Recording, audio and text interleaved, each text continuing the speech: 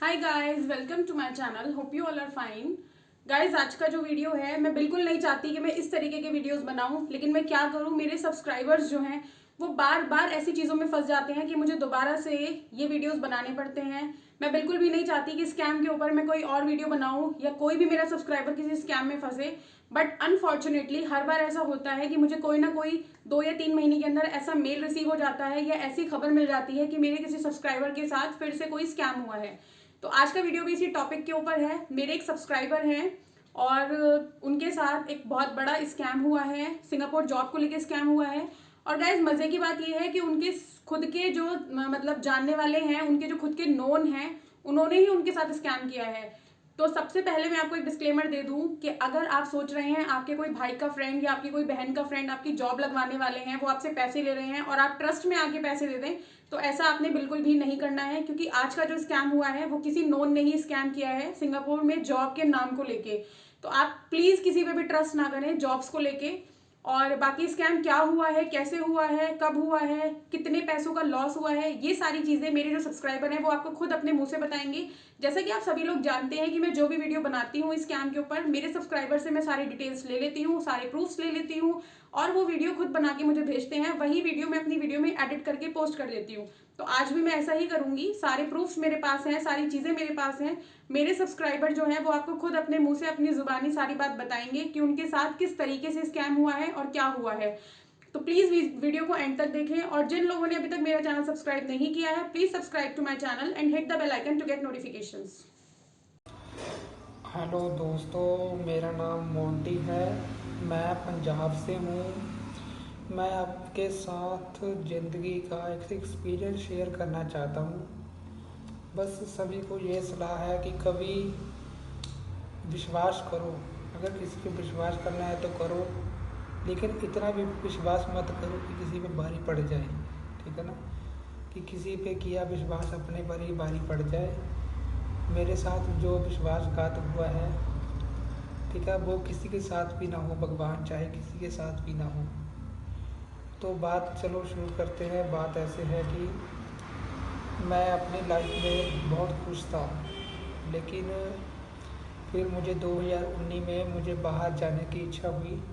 तो हमारी फैमिली ने डिसाइड किया कि चलो बाहर जाना है। तो क्योंकि पहले मेरे मदर फादर भी पहले सिंगापुर घूम कर आए हुए थे, तो उनको कोई इतना पता था भी चलो वहाँ पर मिल जाती है जॉब। ठीक है ना, क्योंकि मैंने अपने पापा और मम्मा का सिंगापुर का वीज़ा आप खुद लिया था और रशिया का वीज़ा मैंने उनको खुद ही लगवा के दिया था उनको। तो जब वो सिंगापुर से घूम के आए तो 1 महीने बाद हमारी सलाह बनी कि चलो बेटा, हम तुम दोनों को सिंगापुर भेज देते हैं, कि तुमको और तुम्हारी वाइफ को। तो आप वहाँ पर वर्क परमिट पर जाओ और वहाँ पर रहो और अपना लाइफ का एंजॉय करो। तो चलिए हम बात शुरू करते हैं। बात ऐसे है कि 2019 में मुझे बाहर जाने की इच्छा हुई। तो मेरे घर वालों ने मुझे सिंगापुर जाने के लिए सजेस्ट किया, क्योंकि वो पहले सिंगापुर घूम कर आ चुके थे। तो उनको पता था कि वहाँ पर जॉब्स अवेलेबल है और आप वहाँ पर अच्छे से रह सकते हैं। तो इसके बाद हमने अपनी मासी से बात की, तो उसने हमें किसी किसी से आगे कांटेक्ट करवाया जो उसकी सहेली थी। तो उसकी सहेली ने हमको बताया कि मैं आपको सिंगापुर भेजने का काम करवा देती हूँ, क्योंकि हमारा भी आगे एक रिश्तेदार है जो ये काम करता है, लेकिन उसका कोई अपना ऑफिस नहीं है। वो ये काम करता है और उसने पहले भी कई लोग बाहर भेजे हैं। तो चलो कोई बात नहीं, हमारी मौसी ने मुझे बताया कि हमारा भी एक रिश्तेदार बाहर गया हुआ है और वो वहाँ मलेशिया में काम कर रहा है। तो हम उनके कहने पर हम वो एजेंट से मिले जो हमारा दूर का रिश्तेदार था। जब हम उससे मिले तो पहले दिन हम उसको लुधियाना में मिले, क्योंकि उसका घर लुधियाना में ही था। जब हम पहले दिन उसके घर में गए तो वहाँ पर हम जब गए तो हमने बैठे, वहाँ पर हमने बात की। तो उसने हमको ये कहा कि मैं आपको सिंगापुर भेज देता हूँ और आपको एक होटल में कैश काउंटर पर जॉब करनी होगी और आपकी जो सैलरी होगी 1-1 लाख रुपए पर मंथ रुपये लिए पहले दिन, और हमसे काम उसने हमारा शुरू कर दिया। तो काम शुरू होने के बाद मतलब 1 महीने के बाद हमें उसका फ़ोन आता है कि हमारे भी हमको पहले मेडिकल करवाना है और उसके लिए हमको थोड़े से पैसे चाहिए, भी आपको मेडिकल करवाना होगा। तो हमने उसको पहले मना कर दिया भी नहीं, पहले मेडिकल हम नहीं करवाएंगे, भी पहले हमको कुछ पता चले, कुछ ऑफर लेटर वगैरह आएंगे तो तभी हम मेडिकल के लिए हाँ करेंगे, तो भी करवाएंगे। तो चलो ठीक है, हमने मेडिकल करवा के उसको यहीं से मलेकुलर से टेस्ट करवाए, जो उसने कहा था करवा के उसको हमने भेज दिए, और उसने हमको 1 महीने के अंदर ऑफर लेटर हमको इशू करवा दिए, जो हमारे हिसाब से तो फेक ही थे, लेकिन उसने विश्वास दिलाया कि ये ओरिजिनल ऑफर लेटर है। तो चलो ठीक है। उसके बाद उसने हमसे 1 महीने बाद 1 लाख रुपए और डिमांड की, भी हमको उधर मेडिकल करवा के भेजना है, भी उधर आपका मेडिकल इंश्योरेंस होगा, उसके नाम पे हमसे 1 लाख रुपए और उसने लिया। तो उसके बाद फिर हमारा उसने कहा भी आपका 15 दिन में आपका वीज़ा आ चुका है। 15 दिन बाद उसने बोला कि आपका सिंगापुर का वीज़ा आ चुका है। तो हमने क्या किया, उससे पहले जा गए और उससे हमने वीज़ा ले लिया, और उसने हमने उसके पैसे देने के लिए 1 हफ्ते का टाइम लिया, क्योंकि हमको कुछ डाउट था भी ये वीज़ा नकली भी हो सकते हैं। हमारे जो प्लान था भी, जो हम जाएंगे दिल्ली जाकर हम ये वीज़ा चेक करवाएंगे, और हमारी कोई फैमिली इशू के कारण हम दिल्ली नहीं जा सके, क्योंकि हमारे घर में ही किसी की डेथ हो चुकी थी, तो दिल्ली जाना पॉसिबल नहीं था। तो इसी बात का उसने फ़ायदा उठाया, और हम क्योंकि उसने टिकट्स जो है वो बीच में करवानी थी पैसों के, तो हमसे बिना पूछे उसने टिकट निकलवा दी सिंगापुर की। तो थोड़ा सा हमको भी यकीन हो गया भी चलो कोई बात नहीं, ओरिजिनल हो भी सकता है, भी अगला बंदा इतनी मेहनत कर रहा है, क्या पता ये ओरिजिनल हो भी। तो फिर भी हमने घर बैठे जब नेट पे चेक किया तो इंटरनेट से वीज़ा निकला। वहाँ पर उसने हमको धोखा ऐसे दिया कि जो इंटरनेट से वीज़ा निकला था उसमें जब हम अपना पासपोर्ट नंबर भरते थे तो हमारा नाम निकलता था और नीचे लिखा था अप्रूव्ड, और उसके नीचे एक नाम लिख कर आता था रणदीप सिंह बिर्क। तो जब हमारे ये नाम निकले, तो जब हम उसको पैसे देने गए, उससे बात की, तो उसने हमको इस बात पे बेवकूफ़ बनाया कि ये जो रणदीप सिंह बिर्क नाम पे दिख रहा है ये मैं ही हूँ, क्योंकि रणदीप उसका नाम था। तो वो बोला कि सिंह उन्होंने गलती से डाल दिया और बिर्क मेरा सरनेम है, तो ये बोला कि ये मेरा स्पोज नेम डाला हुआ है, यही ओरिजिनल वीज़ा है। तो उसने हमसे 3 लाख रुपए और ले लिए, और हमने उसके 1 लाख रुपए उस वक्त रख लिया भी जब हम बाहर पहुँचेंगे सिंगापुर जाके काम पे लग जाएंगे तब आपको, भी जब हम बाहर पहुँचेंगे सिंगापुर जाके काम पे लग जाएंगे तब आपको हम 1 लाख रुपए देंगे, उससे पहले नहीं देंगे। तो चलो बात दोस्तों ऐसे हुई कि हमारी टिकट जो थी 28 तारीख को थी, 28/11/2019 को दिल्ली से। तो हम 27 तारीख की रात को दिल्ली पहुंच गए, और दिल्ली से हमने जाना था कोलकाता, क्योंकि जो हमारी टिकट थी वो बाया कलकत्ता करवाई हुई थी उस एजेंट ने।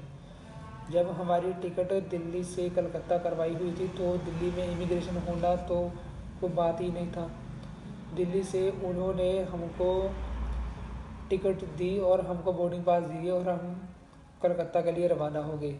तो जब हम सुबह कलकत्ता पहुँचे 28 तारीख को 5 बजे के करीब, तो वहाँ हमारा इमिग्रेशन हुआ, और कलकत्ता वालों का इमिग्रेशन मुझको ऐसे लगा कि उन्होंने जो हमसे वर्क परमिट की डिमांड की और उन्होंने ऐसे हाथ से देखा और किसी सिस्टम में नहीं डाला, हाथ से वर्क परमिट देखा और पूछा आपकी कहाँ पर जॉब लगी है। हमने बताया और स्टैंपिंग किया, हमारे पासपोर्ट हमारे हाथ में थमा दिए। तो उसके बाद सिलसिला शुरू होता है सिंगापुर जाने का। तो हम वहाँ से फ़्लाइट में बैठे तो सिंगापुर के लिए चल पड़े। हम सिंगापुर पहुँचे, तो सिंगापुर पहुँचने के बाद हमको इतनी खुशी हुई कि चलो सिंगापुर तो पहुँच चुके हैं, अभी कोई बात नहीं, चलो इमिग्रेशन करवा देते हैं। क्योंकि हमारे मन में तो कोई डाउट था ही नहीं भी ये परमिट नकली हो भी सकता है या नहीं, ठीक है ना। क्योंकि उसने इस तरह से निकाला तो नेट से भी निकला तो हमको डाउट होना कोई लाजमी नहीं था। तो हमको ऐसे लग रहा था भी चलो कोई बात नहीं भी, अगर सिंगापुर भी अगर हमको कलकत्ता वालों ने निकाल ही दिया है भी, अगर कोई प्रॉब्लम होती तो कलकत्ता हम फंस ही जाते। पर नहीं, जब हमको लगा कि यहाँ हमारा स्टैंपिंग हो चुका है तो चलो हो सकता है कि हमारा ये वर्क परमिट ओरिजिनल हो, और हमको खुशी थी कि चलो हम सिंगापुर में पहुँच चुके हैं। उसके बाद हमने जब सिंगापुर की इमिग्रेशन पर पहुँचे तो हमने फॉर्म भरा। फॉर्म भरने के बाद जब मैं इमिग्रेशन काउंटर पर गया तो उन्होंने मुझसे पहले मेरा पासपोर्ट मांगा। तो उन्होंने उसके बाद मुझसे पूछा कि आप यहाँ किस काम के लिए आए हो, तो मैंने उनको अपना वर्क परमिट निकाल के दे दिया। तो जब उन्होंने अपना वर्क परमिट मेरा अपने सिस्टम में डाला तो वहाँ पर निकला ही नहीं। तो उसके बाद उन्होंने क्या किया, एक दो बार और चेक करने के बाद उन्होंने मुझे यहाँ से पकड़कर एक कमरे में ले गई, और मैंने उनको इशारा कर दिया कि वो मेरी बाइक साइड में खड़ी है, कि वो मेरे साथ में है। तो 2 मिनट के बाद उसको भी साथ में लेकर आ गया और हमको एक कमरे में बिठा दिया। तो चलो वहाँ कमरे में बैठने के बाद भी मुझको कोई इतना डाउट नहीं था, भी चलो कोई बात नहीं, भी वर्क परमिट आया भी कई बार इशू हो जाता है, तो चलो कोई बात नहीं, देख लेते हैं अभी क्या हो सकता है। तो वहाँ पर हमारा एक पंजाबी भाई बैठा था, तो उसने हमको बताया कि कोई बात नहीं भाजी, भी यहाँ पर प्रॉब्लम हो जाती है, अभी ये कई बार होटल्स को फ़ोन करते हैं और अगर कंफर्म हो जाता है तभी आपको बाहर जाने दे के, भी कोई ऐसा इशू नहीं होता है। तो चलो हमको भी लगा भी चलो कोई बात नहीं, अगर होटल को कन्फर्म करना है तो कर ले, कोई बात नहीं, चलो देखे जाएगा। तो कुछ देर बाद 2 इमिग्रेशन में वहाँ से आते हैं, एक लेडीज़ और जेंट्स आते हैं, और हमको एक और कमरे में ले जाते हैं और हमारी इन्वेस्टिगेशन शुरू हो जाती है। इन्वेस्टिगेशन के दौरान जब हम बात करते हैं तो जब वो हमारे साथ बात कर रहे हैं तो चलो इंग्लिश में बात कर रहे हैं, जब वो खुद में बात कर रहे हैं तो चाइनीज़ भाषा में बात कर रहे हैं। तो उन्होंने हमसे हमारा बायोडाटा लेना शुरू कर दिया, भी आप कहाँ से आए हो और आप कौन हो, और आपको ये कैसे लगा, भी आपका वर्क परमिट किसने लगवाया, कितने पैसे दिए आपने। क्योंकि मुझको थोड़ा सा डाउट हो रहा था भी कुछ ना कुछ तो गड़बड़ है। जब मुझे थोड़ा सा डाउट हुआ तो मैंने क्या किया, कुछ नहीं किया। चलो उसके बाद हमने उनके जो हमसे पूछ रहे थे हम उसका जवाब इंग्लिश में दे रहे थे, लेकिन वो खुद चाइनीज़ भाषा में बात कर रहे थे। हुआ तो मैंने क्या किया, कुछ नहीं किया। चलो उसके बाद हमने उनके जो हमसे पूछ रहे थे हम उसका जवाब इंग्लिश में दे रहे थे, लेकिन वो खुद चाइनीज़ भाषा में बात कर रहे थे। तो उसके बाद जब हमको थोड़ा सा डाउट हुआ, भी हम भी थोड़ा कन्फ्यूज़न हो गए थे भी ये हमारे साथ हो क्या रहा है, भी हमको इतनी देर से रोका क्यों हुआ है। तो जब हमको थोड़ा सा डाउट होने लगा भी कुछ ना कुछ तो गड़बड़ है, तो हमको समझ में नहीं आ रहा था। मैं वहाँ पर थोड़ा सा अड़ गया कि मुझे हिंदी ट्रांसलेटर ला कर दो, मैं उसी के साथ बात करूँगा। तो जब थोड़ी देर बाद हमारे पास हिंदी ट्रांसलेटर आया तो उन्होंने हमको बताया कि जो आपके जो वर्क परमिट है वो नकली है। तो मैंने उनसे पूछा भी ये तो हमको नेट पर भी निकले या ऐसे निकले। तो उन्होंने हमको वहाँ पर ये बताया कि जो आपका वर्क परमिट पर नाम निकल रहा था वो रणदीप कुमार जो सिंह विर्क है, वो तो यहाँ ऑलरेडी काम कर रहा है, कि ये आपका जो वीज़ा है उसी बंदे का नाम का वीज़ा चिपका कर आपको दे दिया गया है। भी जो रणदीप सिंह विर्क है वो यहाँ पर ऑलरेडी काम कर रहा है। तो उसके बाद उन्होंने हमसे हमारा बायोडाटा के तौर पर उन्होंने दोनों के फ़ोन खोल डाले। उन्होंने हमारे फ़ोन दोनों के चेक किए, मेरा और मेरी वाइफ का। तो हमने उनको एक प्रूफ कर दिया था कि हमारे साथ जो हुआ है, जहाँ पर ठगी हुई है, भी हम तो ठगी के शिकार हुए हैं, भी हम तो जहाँ ठगी के शिकार हुए हैं। तो उन्होंने हमको जेल भेजने हम तो जहाँ ठगी के शिकार हुए हैं तो उन्होंने हमको जेल भेजने के लिए कहा भी हम आपको जेल भेज सकते हैं क्योंकि आप हमारे कंट्री में इलीगल डॉक्यूमेंट्स लेकर आए हो। तो जितना मैं सच बोल सकता था मैंने बोला, अपने मोबाइल उनको दिखाई, हमने उनको प्रूव कर दिया कि हम सच्चे हैं, हमारे साथ फ्रॉड हुआ है। तो जब उनको लगा कि इनके साथ फ्रॉड हुआ है तो उन्होंने हमको वापस भेजने का निश्चित किया भी हम आपको डिपोर्ट करके वापस इंडिया भेज देंगे। तो चलो ठीक है, मैंने हाँ कर दी, कोई बात नहीं, आप हमको डिपोर्ट कर दो, कोई बात नहीं, जो होगा देखा जाएगा। तो उसके बाद जब हमको उन्होंने डिपोर्ट करने के लिए बोला तो उन्होंने हमारी टिकट बुक करवा दी 12 घंटे बाद की इंडिया की। 12 घंटे बाद इंडिया की टिकट करवाने के बाद तो उन्होंने हमको वहाँ पर रखा, किसी रूम में रखा, और उसके बाद 12-13 घंटे के बाद उन्होंने हमें भेज दिया इंडिया वापस। तो जब हम इंडिया वापस आए उसके बाद तो हम दिल्ली इमिग्रेशन काउंटर पे जब आए तो क्योंकि हमारे पासपोर्ट तो उनके पास थे, तो चलो हमने उनको पासपोर्ट बताया भी हम ऐसे ऐसे आए हैं। तो चलो उन्होंने अपनी कागजी कार्रवाई शुरू करने के बाद हमको 9 घंटे दिल्ली एयरपोर्ट के अंदर रखा। 9 घंटे दिल्ली एयरपोर्ट के अंदर के रखने के बाद हमको वहाँ से पता चला, तो उन्होंने हमसे पूछा भी आपके साथ क्या हुआ, तो हमने उनको ऐसे बताया। तो उसी बीच हमको पता लगा कि जो हमको ऐसे बताया तो उसी बीच हमको पता लगा कि जो हमको सिंगापुर इमिग्रेशन है उसने डिपोर्ट नहीं किया है, भी उसने ये हमको ये लिख कर भेजा है कि इनके पास भी इन्होंने इमिग्रेशन पॉलिसी कोई पूरी नहीं की थी, तो इसकी वजह से हम इनको एंट्री नहीं दे सकते। तो ये तो मैं थैंक्स करता हूँ सिंगापुर इमिग्रेशन का कि उन्होंने हमारे लिए इतना सोचा, हमारे पासपोर्ट ख़राब नहीं किए, और उन्होंने हमको हमारी लाइफ ख़राब होने से बचा दी। तो मैं सिंगापुर इमिग्रेशन का बहुत थैंक्स करता हूँ। थैंक्स टू दिल्ली इमिग्रेशन, उन्होंने हमारा बहुत साथ दिया। तो उसके बाद हमने जब दिल्ली से वापस आए तो हमने आने के बाद उस बंदे पे केस लगा दिया था। तो आज की डेट में हमारा उसके साथ केस चल रहा है, और आज वो जो बंदा है वो लुधियाना जेल में बंद है और हमारा केस चल रहा है। उसकी ज़मानत भी नहीं हो रही है अभी उसको इस वक्त ज़मानत लेना बहुत औखा हो चुका है।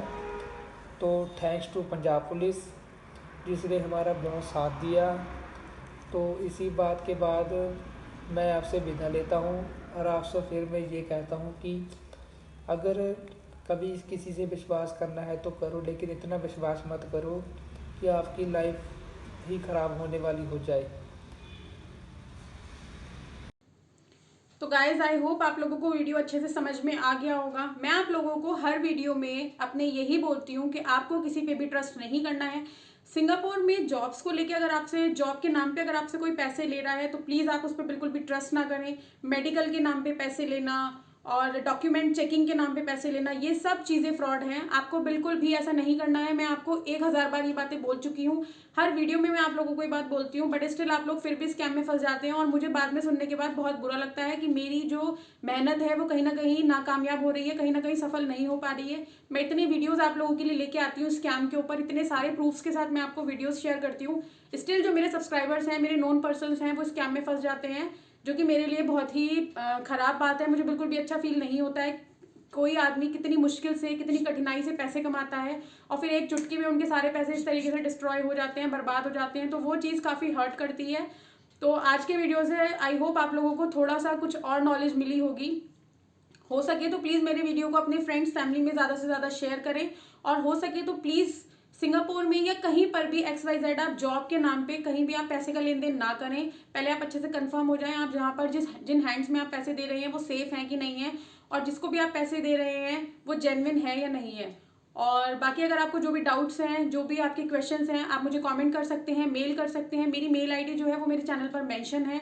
और बाकी जिन लोगों ने चैनल अभी तक सब्सक्राइब नहीं किया है, please subscribe to my channel and hit the bell icon to get notification. So guys, see you in my next video. Till then take care, bye bye.